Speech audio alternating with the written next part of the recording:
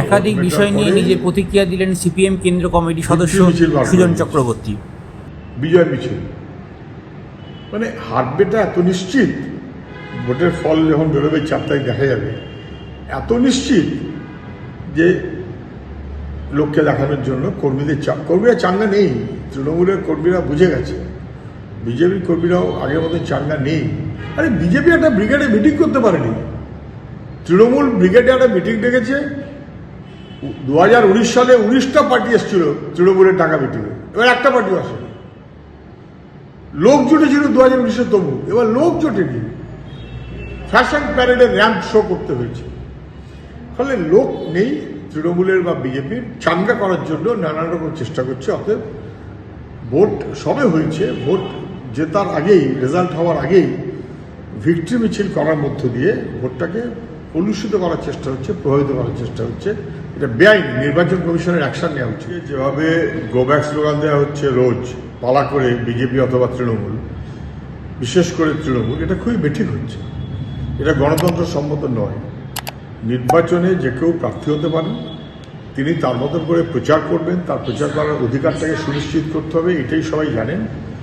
কিন্তু যেন প্রচার করতে না পারে, বাধা দাও, আটকে দাও, গো ব্যাক স্লোগান দাও, এটা কখনো চলে না। এবং এটা সংবিধান বিরোধী মনোভাব। তৃণমূলে যে করছে, আগেও করেছে দেখেছি, এটা সংবিধান বিরোধী মনোভাব। এতে বোঝা যাচ্ছে যে অধীর চৌধুরী ওরা ভয় পাচ্ছে। বিজেপি এবং তৃণমূল ছাড়া আর কেউ থাকতে পারবে না, এই গোছের মনোভাবে বিজেপি আর তৃণমূল চলে। ফলে তারা ভয় পাচ্ছে, অধীর চৌধুরীকে ভয় পাচ্ছে বলে এরকম বলছে। অন্য আরও 10 জাতের চেষ্টা করছে, সব জাতি হয়তো পেরে উঠছে না। কিন্তু আমি বলবো যে এটা খুব বেঠিক কাজ। ওরা ভোট সবাই বুঝে গেছেন, পঞ্চায়েতে ভোট দিতে দেয়নি, পৌরসভায় ভোট দিতে দেয়নি, ভোট লুট করেছে, গণতন্ত্রকে ধ্বংস করেছে। এবারে ভোট লুটের আগেই প্রার্থীকে গো ব্যাক স্লোগান দেওয়া শুরু করলো। যদি গো ব্যাক কখনো কাউকে দিতে হয়, কাকে দিতে হবে? এমপি তো এক্সিকিউটর না, এক্সিকিউটিভ নয়। এমপি হচ্ছে লেজিসলেটর, আইন তৈরি করার লোক, বা এমএলএর আইন তৈরি করার লোক। কার্যকরী করার দায়িত্ব কার? এক্সিকিউটিভের, মানে গভর্নমেন্টের। তাই বেঠিক কাজ হয়েছে শুনলে তো গভর্নমেন্টের বিরুদ্ধে কথা বলবে, হয় বিজেপি নয় তৃণমূল, তার বিরুদ্ধে বলবে। তাহলে বিজেপি বা তৃণমূলের বিরুদ্ধে না, অন্যদের বিরুদ্ধে স্লোগান দেওয়া হচ্ছে, মানে অর্গানাইজড পলিটিক্যাল একটা ব্যবস্থা, যাতে গণতন্ত্রকে ধ্বংস করা যায়। গতকাল ব্যানার্জি, এটা সবাই বুঝতে পারছেন, তার হালও খুব খারাপ। তৃণমূলের লোকেরাই মানছে না, সুদীপ ব্যানার্জি মার্কা যারা মানছেন না।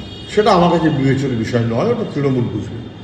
কিন্তু সুদীপ ব্যানার্জি যাবেন আর রাস্তায় মহাজ্ঞানী মহাজন চলেছেন বলে ফুল ছিটাতে হবে 100 দিনের কাজের লেবারদের।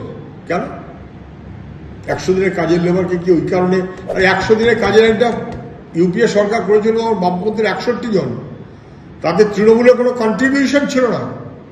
আজই 100 দিনের কাজের শ্রমিককে তৃণমূল কাজের জন্য ব্যবহার করছে বেঠিকভাবে। কেন না সুদীপবাবু আসবেন, ওদের ফুল ছেটাতে হবে। নির্বাচন কমিশনের এক্ষুনি অ্যাকশন নেওয়া উচিত। তা নিয়ে বহু চর্চা হওয়ার পর সম্ভবত আগামী সোমবার রায় ঘোষণা হবে। যে রায় ঘোষণা হোক, সেটা বিচারপতিরা রায় দেবেন। কিন্তু এটা সবাই বুঝতে পারছেন যে ইতিমধ্যে সিবিআই তদন্ত করে 4,500 মতো নাম বলেছে এরা দুর্নীতি করেছে, কাগজপত্রে প্রমাণিত। বাকিদেরটাই জানি না, আরো তদন্ত করলে আরো বলবে। স্কুল সার্ভিস কমিশন জানা, স্কুল সার্ভিস কমিশন আজ পর্যন্ত জানাতে পারলো না যে কোনটা ঠিক চাকরি। কোর্ট এতবার বলেছে যে আপনি হলফনামা দিয়ে বলুন যে এইটা ঠিক, এইটা বেঠিক, বেঠিকগুলোকে খারিজ করবো, ঠিকগুলোকে রেখে দেবো। এই তো ছিল কোর্টের মনোভাব। কিন্তু মাসের পর মাস স্কুল সার্ভিস কমিশন কোনো হলফনামা দিয়ে বলতে পারলো না যে এই 10টা চাকরি ঠিক আর এই 10টা চাকরি বেঠিক।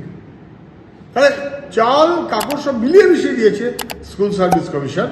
রাজ্যের সরকার এমন অপদার্থতার মতন চলেছে, ভাবে যে যোগ্য যারা, আমি নিশ্চিত যে এই যে 20-25 হাজার আছে, তার মধ্যে 2-5 হাজার তো যোগ্য আছে যথাযথ। কিন্তু তাদের সঙ্গে যে অযোগ্যদের ফারাক করবে, যারা টাকার বিনিময়ে চাকরি পেয়েছে, ফারাক করবে, এটা স্কুল সার্ভিস কমিশন করছে না বা করতে পারছে না। তার বিপদে পড়তে হচ্ছে। আমি জানি না আলটিমেটলি কোর্ট কি বলবে, কিন্তু আমরা চাইব যারা যোগ্য তাদেরটাকে বিশ্লেষণ করে সঠিকভাবে নিয়োগ বহাল রেখে, যারা যোগ্য নয়, যারা টাকার বিনিময়ে চাকরি পেয়েছে তাদেরটা খারিজ করা হোক। ভোটের পরেও যেভাবে মারপিট, সন্ত্রাস, বোমাবাজি ইত্যাদি ইত্যাদি, নির্বাচনের সময়তেও আমরা দেখেছি জীবিত মানুষ ভোট দিতে গেছেন, তিনি মৃত, আক্রমণ, রক্তপাত। এটা ঠিক যে পঞ্চায়েত বা পৌরসভার মতন ভোট লুট করতে তৃণমূল পারল না, অবশ্যই পারল, মানুষ ঠেকিয়েছে, কিন্তু কিছুটা তো ঘটলো, তাই বা ঘটবে কেন?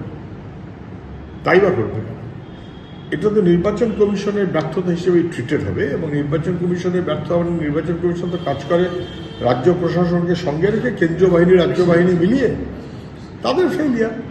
রাজ্য সরকারও গণতন্ত্রের অধিকার মানুষের খর্ব হোক তার পক্ষে, নির্বাচন কমিশন সেটা বুঝে কেন ব্যবস্থা নিতে পারলো না? আমি আগেও বলেছিলাম, বাহিনী কত তার উপর কিছু নির্ভর করে না, নির্ভর করে কনফিডেন্স বিল্ডিং কীরকম হলো তার উপর। সেখানে ফেল থাকছে তো বটেই। স্থায়ী উপাচার্য নেই, লাটে উঠে গেছে। কলেজগুলোতে ছাত্র ভর্তি হাল দেখো, টাকা ছাড়া ভর্তি নেই, সিট ফাঁকা, ছাত্রছাত্রী আসছে না। স্কুল 8,000 স্কুল উঠে গেল। ফলে শিক্ষার প্রতিটি ক্ষেত্র, প্রাইমারি, সেকেন্ডারি করে কলেজ, বিশ্ববিদ্যালয়, তাকে কেন্দ্র করে অ্যাজ ইফ রাজ্যপাল আর শিক্ষামন্ত্রীর মধ্যে একটা লড়াই চলছে, লড়াই ভাব দেখাচ্ছে। কিন্তু লাভের মধ্যে বাংলার শিক্ষা ব্যবস্থাটা গোটা দেশের কাছে যেটা সম্মানীয় ছিল, সেটা লাটে তুলে দেওয়ার ব্যবস্থা করছে। খুব বাড়ছে, গরম খুব বাড়ছে। এই গরমের সময় প্রত্যেককেই প্রচারের ক্ষেত্রে সতর্ক থাকা উচিত। আমিও সতর্ক থাকার চেষ্টা করছি, আমাদের কর্মীদেরও তাই বলেছি, সবাই শরীরটাকে রক্ষা করে প্রচার করবেন। লোক বেশি করতে হবে বলে কেউ যেন অসুস্থ না হয়, সবাই তার শরীর স্বাস্থ্য বুঝে চলবে। 1 এবং 2 খুবই ইম্পর্টেন্ট। আমি তো প্রায়শই বলি, শুনেছেন বোধ হয়, পরিবেশটাকে ধ্বংস করে দেওয়া হয়েছে বাংলার। সারা পৃথিবীতেই পরিবেশ নিয়ে সচেতনতা জরুরি, দেশেও জরুরি। পশ্চিমবঙ্গে তো বুঝতে পারছি, নয়নজলি ভরিয়ে দেওয়া হচ্ছে, তার উপরে বাড়ি। আমি জানি না তৃণমূল কিছুদিন থাকলে বাগজলা খাল বন্ধ করে তার উপরে ঘর হবে কিনা, সবই হচ্ছে। এবং বেআইনি নির্মাণ থেকে শুরু করে পরিবেশ সম্পর্কে কোনো আগ্রহ নেই, সচেতনতা নেই। বামফ্রন্ট পুরস্কার পেত বনসৃজনের জন্য, পুরস্কার পেত পরিবেশ বান্ধব বা বন্দোবস্তগুলোর জন্য, আর এখন গাছ কাটা চলছে, গাছ লাগানো চলছে না। পরিবেশ সম্পর্কে প্রতিটি মানুষের, প্রতিটি রাজনৈতিক কর্মীর, দল, সংগঠন, ক্লাব সবাই মিলে সচেতন ভূমিকা নেওয়াটা জরুরি। একজন নির্বাচনের প্রার্থী ফালতু কথা বলেন, অসভ্যের মতো কথা বলেন, বাঁচানোর মতো কথা বলেন, ফাজলাম হচ্ছে নাকি?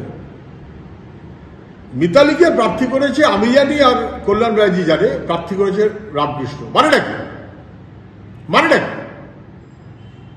রামকৃষ্ণ সহ ইত্যাদি আমাদের যারা মনীষী, প্রতিষ্ঠিত, তাদের নাম ব্যবহার করে নিজেদের অপদার্থতা ঢাকবার চেষ্টা করবেন কেন? মমতা ব্যানার্জিকে সারদামার সঙ্গে তুলনা করে সারদামাকে কলুষিত করবেন কেন? কল্যাণ বন্দ্যোপাধ্যায় আর মমতা ব্যানার্জি মিলিয়ে কাকে প্রার্থী করেছেন, মিতালি অথবা কাকে, সেটা রামকৃষ্ণ দেবকে তার সঙ্গে ব্যবহার করে রামকৃষ্ণ দেবকে কলুষিত করবেন কেন? ফাজলাম হচ্ছে এগুলো। অপদার্থ, অযোগ্য, অসভ্যরা যদি দলের নেতা হয়, যা হওয়ার তৃণমূলে তাই হচ্ছে। কিন্তু যাই করুন, রামকৃষ্ণ, বিবেকানন্দ, সারদামা, নেতাজি সুভাষ, এই সমস্ত নামকে ব্যবহার করে নিজেদের অপদার্থতা তাকে ঢাকবার চেষ্টা করবেন না। রামকৃষ্ণ বলেছিলেন টাকা মাটি, মাটি টাকা। আর তৃণমূল বলেছে মাটিতেও টাকা, টাকাতেও টাকা। তৃণমূল টাকার খেলায় চলছে।